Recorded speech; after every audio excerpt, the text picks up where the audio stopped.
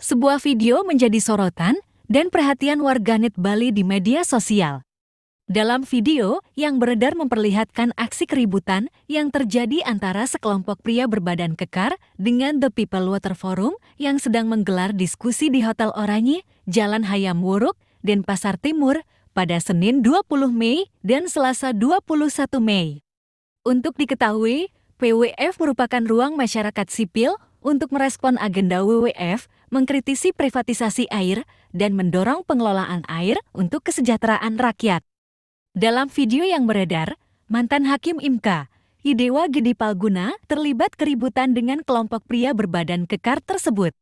Dewa Gede Palguna disebutkan akan menjadi narasumber dalam acara diskusi, namun diusir oleh kelompok diduga ormas tersebut. Terlihat dalam video Dewa Palguna sempat menegur seorang wartawan yang ingin meliput acara tersebut. Sementara pada video lainnya, terlihat salah satu pendiri Taman Baca Kesiman Agung Alit juga terlihat dihalangi untuk masuk ke dalam hotel tempat berlangsungnya acara diskusi. Sontak video tersebut mendapat beragam respons dari masyarakat. Warganet menyayangkan aksi kelompok yang diduga ormas tersebut karena terlihat bermain fisik dengan putra daerah Bali. Nah, bagaimana tanggapannya Sematon? Tulis di kolom komentar.